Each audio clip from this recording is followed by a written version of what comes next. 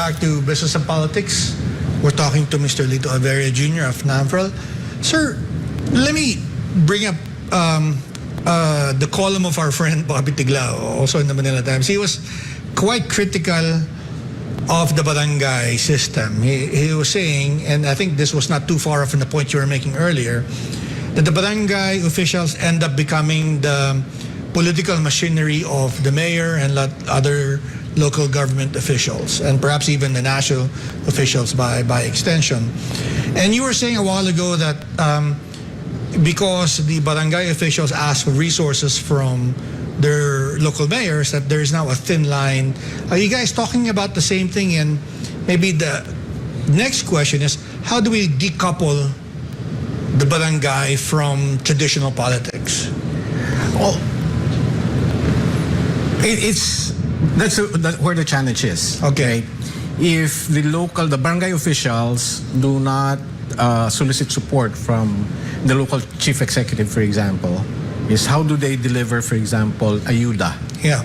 Right? How do they get social with services? An allowance of 1,000 pesos a month? Yeah. Yeah. How do they implement health services? Right? So they're really dependent. Yeah. Right? If the barangay official does not solicit support, then his constituency in the barangay will start crying out for help. Right? So where do these citizens go? Because as you said, they're the front line of exactly of government. Yeah. And they have to make a choice, and that choice, unfortunately, is going back to the local government, the city or municipal government, for assistance. Right. Right. I don't know yet how we can give the barangay full autonomy. Yeah. Right. But now with the reforms, let's say, for example, in the tax system, the internal revenue allotment, the barangays would give a slice, will get a slice from the pie of the IRA, right? And they have to have that autonomy exercising fiscal management. I don't know if people realize it, but the barangay is probably the most powerful unit of government. Because the barangay is the executive department, executive branch of government. They manage, right, the barangays. They're the judiciary because they have small, they mediate between, Yes, they settle disputes among neighbors, right? And they legislate. They come up with their own barangay ordinances. Yeah. So if you put these powers together, if you look at it, they're really powerful, very powerful. Yeah. The thing is, I don't think to what extent that the barangay officials realize their role. Right.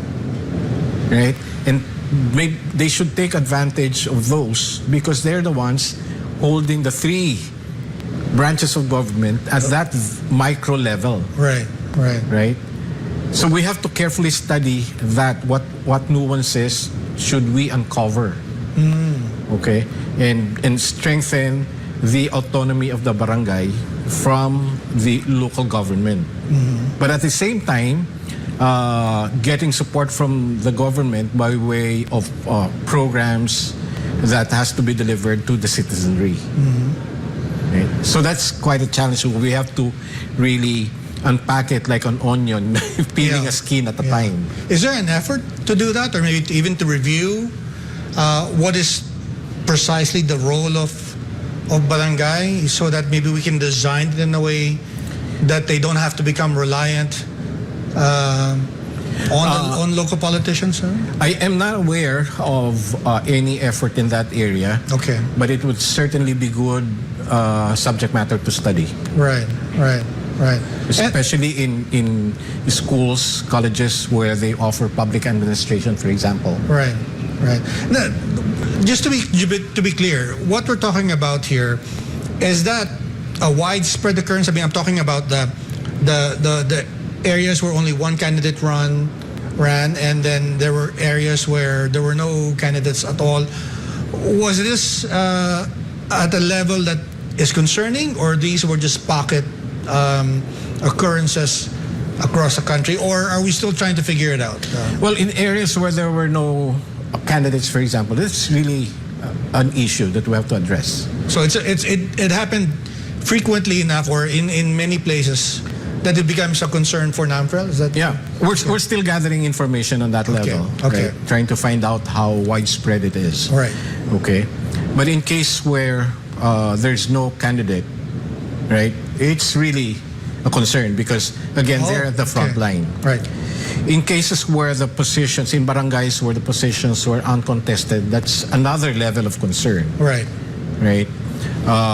Because there's, again, the competitive nature of elections Right. is not present. Right.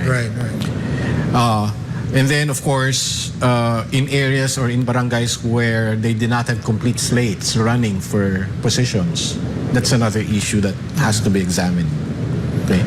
So, we, again, like I said, we have to peel the onion Right. a skin at a time. Right. It sounds complicated. But do you think that the election violence of the past, right, do you think that had an influence on maybe discouraging some people from joining the elections now? Surprisingly, in the last barangay and SK elections, You were saying generally peaceful. it was generally peaceful. Yeah. The traditional hotspots or areas of concern, we did not get any reports. Right? Even media, I think, did not get any reports of electoral violence in some in hotspot areas. Even in the case of Negros Oriental, where everybody was really Because concerned. of Tevez and Yes. It was peaceful. It was quiet. Yeah. We did not get any report there of any anomaly. Right? Okay. Now, the anomalies, the cases of violence and harassment happened in the BARM areas. Right? So, you can see the contrast between the nation in general and the BARM area there.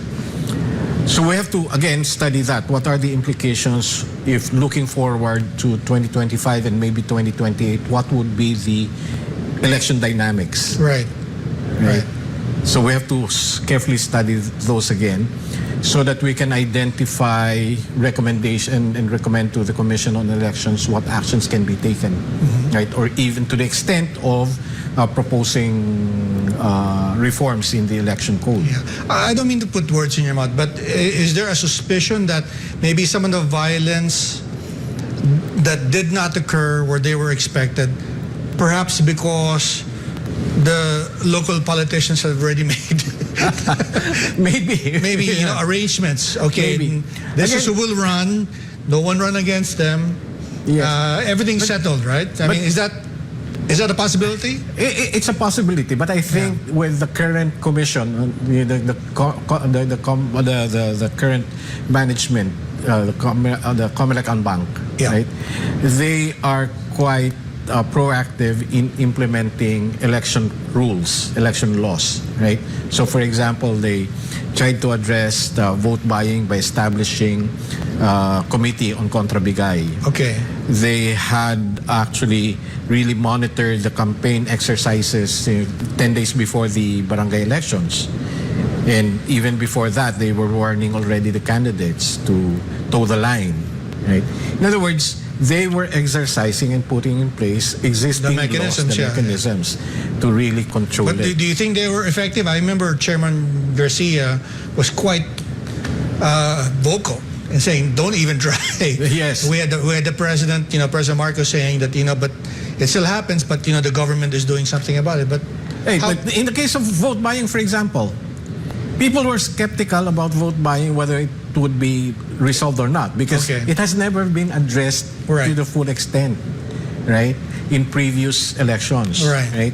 But in the last elections, the Comelec came out with the rules, right? So they said, and they had several presumptions in that set of rules, right? So if you're carrying this much amount on election day, or even on GCash or PayMaya, yes. They got these electronic payment portals involved also in monitoring money transfers, disbursements. Right?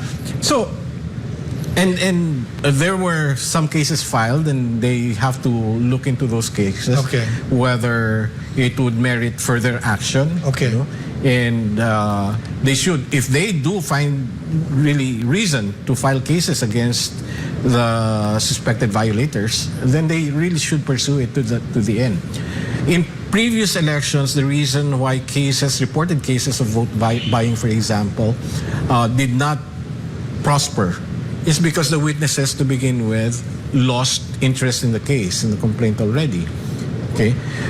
Or that even with our observers, our monitors in the ground, we said prioritize your security, your safety and security. Right? So one of the things that was embedded in the rules was the commission was looking at the possibility of witness protection program. Wow. Right? To that extent.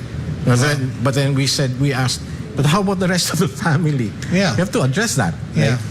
And in any case, the current unbank had decided that this is what they will do, really enforce the election rules, election laws. Right. Right? And do you think moving forward that the mechanisms are in place, or did we learn something new from the last BSKE with regard to the putting in the mechanism or the safeguards for vote buying and whatnot? What this demonstrated, the latest action, is really implementing the laws. Okay. Right? So we were the laws testing. may not be perfect. There may be some loopholes in there Right. that somebody can exploit. But to begin with, enforce the law. Okay. Right. And is Namfrel satisfied that there was an effort, a sufficient effort made to do that? We're still pushing. Okay. Okay. All right. Well, fair enough. We'll have to take another quick break. This is Business and Politics. We're talking to Mr. Lito Averia of Namfrel. Please stay tuned.